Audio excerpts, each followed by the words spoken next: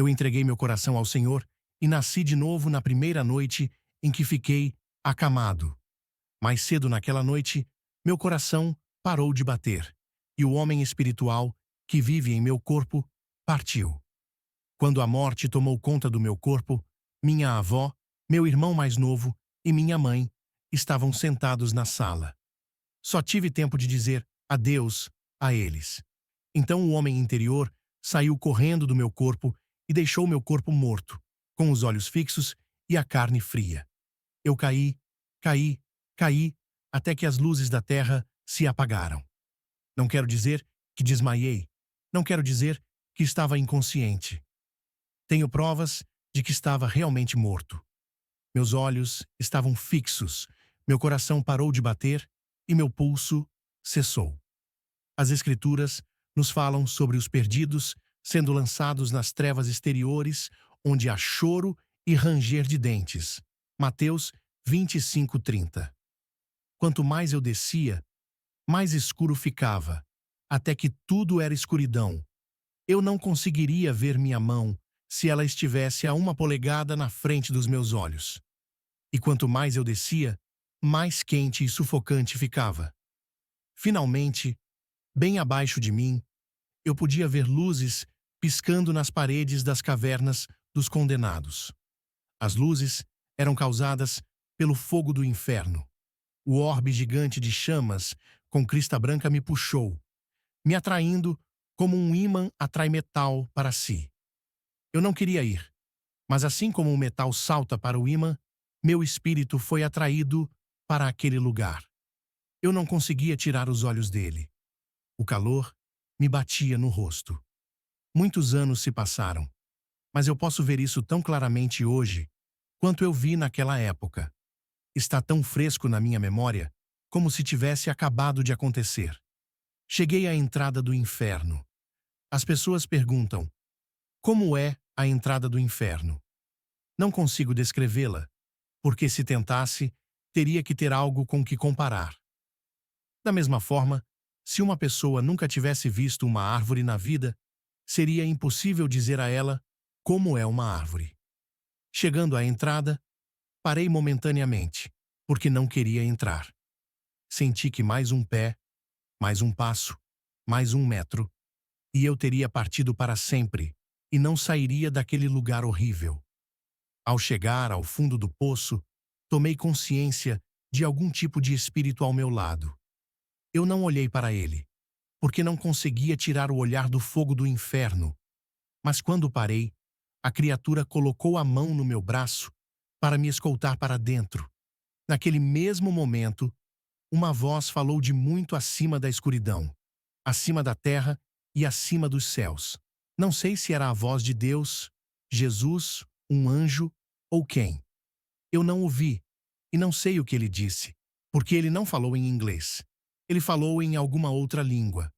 Quando ele falou, suas palavras reverberaram por toda a região dos condenados, sacudindo-a como uma folha ao vento e fazendo com que a criatura tirasse a mão do meu braço. Eu não me virei, mas um poder invisível, como sucção, me puxou para cima, para longe do fogo, para longe do calor, e de volta para as sombras da escuridão absorvente. Comecei a subir até chegar ao topo do poço e vi as luzes da terra. Vi a casa dos meus avós. Atravessei a parede de volta para o meu quarto, e era tão real, para mim, quanto era em qualquer momento em que entrei pela porta. Meu espírito não precisava de porta. Deslizei de volta para o meu corpo tão facilmente quanto um homem desliza para dentro das calças pela manhã. Foi da mesma forma que eu tinha saído, pela minha boca. Comecei a falar com minha avó. Ela disse: filho, pensei que você estivesse morto. Meu bisavô era médico e a vovó trabalhava com ele. Mais tarde, ela me contou: eu vesti muitas pessoas para o enterro e as preparei em dias passados. Eu tive muita experiência com a morte, mas aprendi mais sobre a morte lidando com você e suas experiências do que eu jamais soube antes. Vovó, eu disse, vou embora de novo. Estou morrendo. Onde está a mamãe? Sua mãe está na varanda, ela respondeu. E mais ou menos naquela hora, ouvi minha mãe rezando a plenos pulmões enquanto andava de um lado para o outro da varanda. Onde está meu irmão? Zrenia perguntei. Ele correu até a casa ao lado para chamar o médico, respondeu a vovó. Se você não está pronta para ir, você quer alguém com você. Você está com medo. Eu disse. Vovó, não me deixe. Não me deixe. Tenho medo de ir embora enquanto você estiver fora. Quero alguém comigo. Não me deixe. Então, ela me abraçou novamente. Eu disse, diga à mamãe que eu disse adeus. Diga à mamãe que a amo. Diga à mamãe que aprecio tudo o que ela já fez por mim e por todos nós. E diga à mamãe que eu disse que se eu alguma vez coloquei uma ruga em seu rosto ou um fio de cabelo grisalho em sua cabeça, sinto muito e peço que ela me perdoe. Eu me senti escorregando. Eu disse, vovó, eu vou de novo. Você foi uma segunda mãe para mim quando a saúde da mamãe falhou. Eu te aprecio. Agora eu vou e não voltarei dessa vez. Eu sabia que estava morrendo, despreparada para encontrar Deus. Eu a beijei na bochecha e disse adeus. Meu coração parou de bater pela segunda vez. É quase tão real para mim hoje, quase meio século depois, quanto foi naquele dia. Senti o sangue parar de circular. As pontas dos meus dedos ficaram dormentes. Então meus pés, tornozelos, joelhos, quadris, estômago e coração. Eu pulei para fora do meu corpo e comecei a descer. Para baixo, para baixo, para baixo. Oh, eu sei que foram apenas alguns segundos, mas pareceu uma eternidade. Comecei a descer novamente na escuridão, até que as luzes da terra se apagaram. Lá embaixo, a mesma experiência ocorreu. A voz falou do céu e, novamente, meu espírito saiu daquele lugar. De volta para o meu quarto e de volta para o meu corpo. A única diferença dessa vez foi que eu subi no pé da cama. Comecei a falar com a vovó novamente. Eu disse, não voltarei desta vez, vovó. Eu perguntei, onde está o vovô? Quero dizer, adeus ao vovô. Ela disse, filho, você sabia que seu avô foi até a parte leste da cidade para cobrar o aluguel de algumas de suas casas alugadas? Oh, eu disse, eu me lembro disso agora. Eu apenas esqueci momentaneamente. Eu disse, vovó, diga adeus ao vovô. Eu nunca soube o que significa ter um pai. Ele foi o mais próximo de um pai que eu conheci. Ele me deu um lar quando eu não tinha nenhum. Diga a ele que eu o aprecio. Diga a ele que eu o amo. Diga ao vovô que eu disse adeus. Então, eu deixei uma palavra para minha irmã e meus 2 irmãos e meu coração parou pela terceira vez. Eu podia sentir a circulação quando ela cortou novamente. E eu pulei para fora do meu corpo e comecei a descer. Até esse momento, eu tinha pensado, isso não está acontecendo comigo. Isso é apenas uma alucinação. Não pode ser real. Mas agora eu pensei, esta é a terceira vez. Não voltarei desta vez. A escuridão me envolveu, mais escura do que qualquer noite que o homem já viu. Gostaria de ter palavras adequadas para descrever os horrores do inferno. As pessoas passam por esta vida tão complacentemente, tão despreocupadas, como se não tivessem que enfrentar o inferno. Mas a palavra de Deus e minha própria experiência pessoal me dizem o contrário. Eu sei o que é estar inconsciente. É negro quando você está inconsciente. Mas não há escuridão que se compare à escuridão exterior. Quando comecei a descer na escuridão pela terceira vez, meu espírito clamou: Deus, eu pertenço à igreja. Fui batizado nas águas. Esperei que ele respondesse, mas nenhuma resposta veio. Apenas o eco da minha própria voz voltando para zombar de mim. Será preciso mais do que ser membro da igreja. Será preciso mais do que ser batizado nas águas para perder o inferno e chegar ao céu.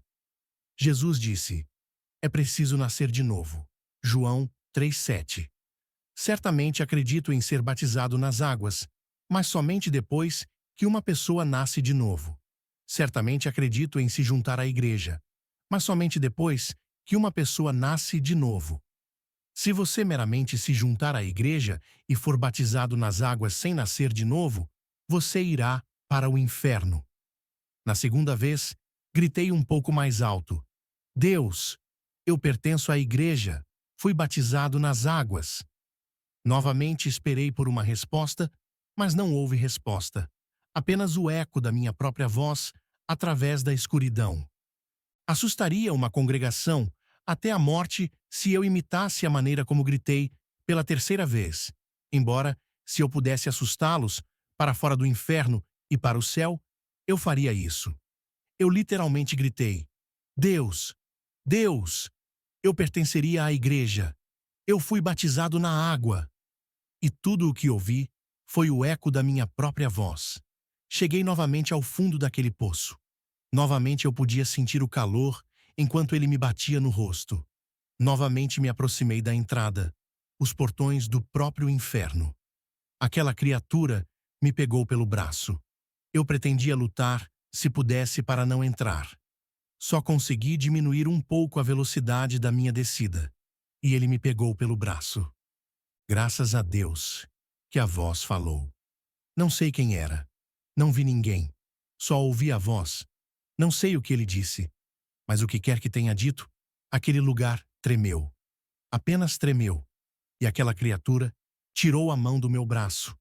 Era como se houvesse uma sucção nas minhas costas. Ela me puxou para trás, para longe da entrada do inferno, até que fiquei nas sombras. Então me puxou de cabeça para cima. Enquanto eu subia pela escuridão, comecei a orar. Meu espírito, o homem que vive dentro deste corpo físico, é um ser eterno, um homem espiritual. Comecei a orar. Ó Deus, venho a Ti em nome do Senhor Jesus Cristo. Peço que me perdoes dos meus pecados e me purifiques de todo o pecado. Cheguei ao lado da cama. A diferença entre as três experiências foi que eu subi na varanda na primeira vez, subi no pé da cama na segunda vez, e subi bem ao lado da cama na terceira vez. Quando entrei no meu corpo, minha voz física pegou e continuou minha oração bem no meio da frase. Eu já estava orando do meu espírito. Agora, não tínhamos todos os automóveis em 1933 que temos hoje. Isso foi na depressão. Mas eles me disseram que entre mim e a mamãe orando tão alto, o trânsito estava congestionado por 2 quarteirões de cada lado da nossa casa. Eles me ouviram orando de dentro da casa e ouviram minha mãe enquanto ela caminhava pela varanda orando no topo de sua voz. Olhei para o relógio e vi que faltavam 20 minutos de horas. Foi nessa mesma hora que nasci de novo pela misericórdia de Deus, através das orações da minha mãe. Eu me senti maravilhoso.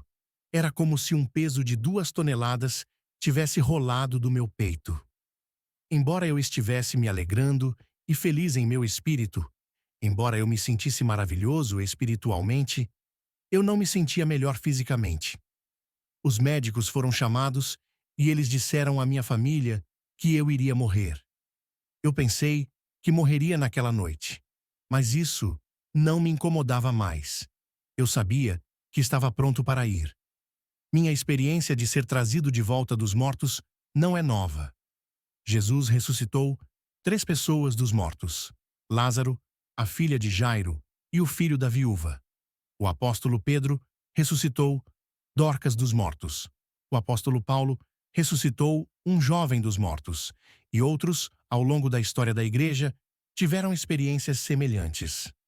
Por meio da minha experiência, Deus me trouxe ao conhecimento da salvação, que é a melhor coisa do mundo para se saber. Fiquei muito grato por saber que meu coração estava certo com Deus, e por saber que se eu morresse antes do amanhecer, eu iria para estar com Ele. Inscreva-se e ative as notificações para não perder nenhum testemunho poderoso.